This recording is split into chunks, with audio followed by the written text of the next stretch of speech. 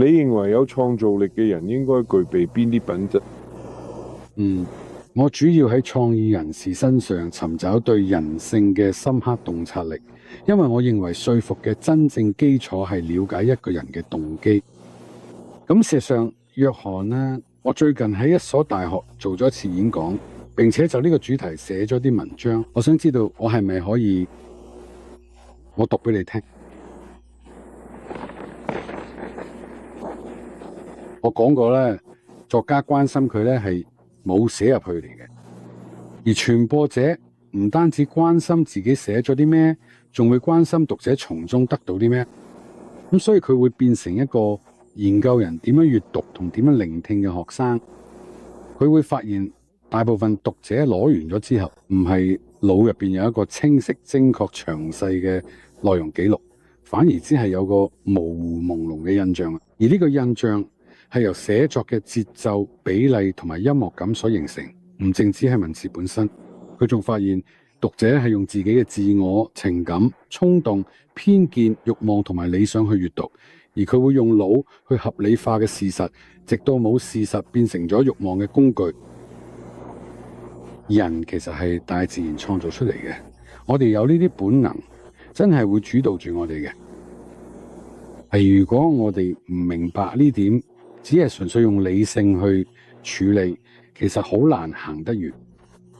好耐之前有個幾聰明嘅推銷員叫亞里士多德，佢話說服人唔係靠理智，而係靠激情。而家就冇說服嗰個人點樣將呢啲激情用嚟正面同埋有道德嘅目的上，但無可否認真係靠呢啲先做到。我記得好似係康拉德講過，你可以擁有世上所有精確嘅字眼，只要俾我嘅字，例如榮耀、尊嚴，仲有所有帶情感同啟發性嘅字就夠。我稍後會再傾到呢一點。我問你一下，你哋喺邊度尋找有創造力嘅人才？你喺邊度揾到嘅？如果只能夠用一個詞嚟答呢個問題，咁就係任何地方。任何地方係㗎。你知道我想要嘅只係有天賦嘅人。好彩嘅係我自己亦都從事創意方面嘅工作，所以我認為我能夠發現人才。但係天賦係冇法傳授嘅。我可以教廣告學，咁所以我覺得好多時候淨係咁樣做其實好錯。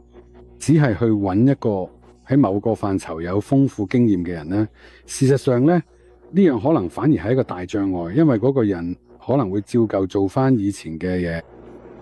如果你只係照舊做翻以前嘅，你唔會有咩成效，因為真正有衝擊力嘅精髓就係用一種從來未試過嘅方式去表達。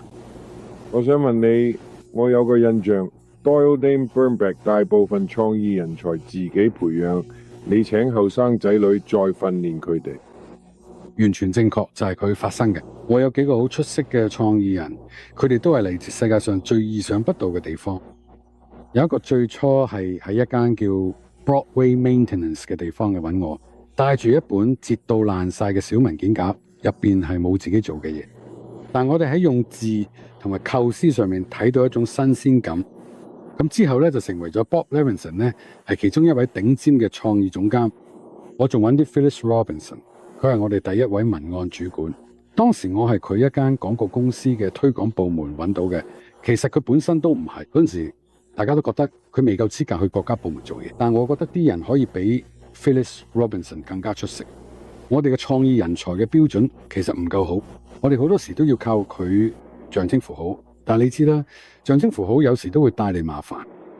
我好中意講呢個故事，係真事嘅，喺科學雜誌度登過，講緊有一次好大型嘅實驗，8個非常非常聰明嘅男人被送入幾間精神病院。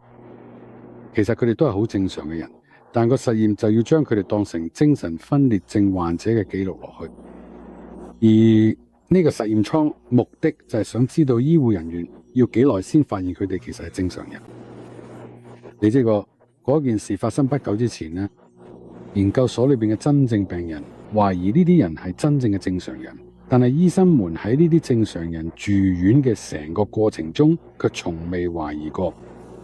而家發生咗啲咩嘢？精神分裂症呢個詞咧，逐漸成為一個象徵。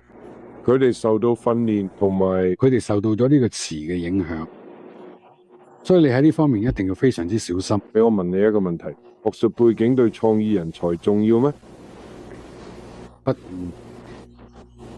我認為佢有幫助，但並非至關重要。我認為你唔係教藝術，我唔認為你教勸說，我認為你所能教嘅只有知識，以及你必須關注嘅知識。知識都係一件非常寶貴嘅嘢，但係知識本身意味住該知識已經存在。從呢個意義上講，佢已成為過去。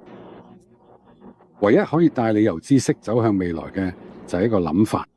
好啊，咁我再問你咧 Doyle Dane Bernbach 嘅創意氛圍能唔能夠移植到第處咧？我唔認為環境可以移植，因為環境其實就係人。如果佢哋將我哋所有人連同佢哋攞嘅人都帶過去，咁就可以移植。但我見過我哋一啲優秀嘅人離開之後做出嚟嘅作品就冇喺我哋呢度時咁高質素。管理層同埋創意管理之間，甚至成個管理團隊之間呢，係有一種關係嘅。而呢種關係對創意人嚟講呢，絕對不能忽視。如果一個人覺得受到啟發，得到好嘅指引，打好基本功，你睇其實你可以有好大嘅才華，但係廣告做得好差。如果佢紀律，如果冇紀律，我覺得一個出色管理層對創意最大嘅貢獻之一，就係為創意人鋪好條路，等佢哋可以跟住行。但同時佢都要明白創意人面對嘅問題。因為如果佢唔明咧，創意人就唔會尊重佢，自然都唔會接受佢嘅指引。我覺得帶領人嘅人呢，自己都要有能力做創意工作。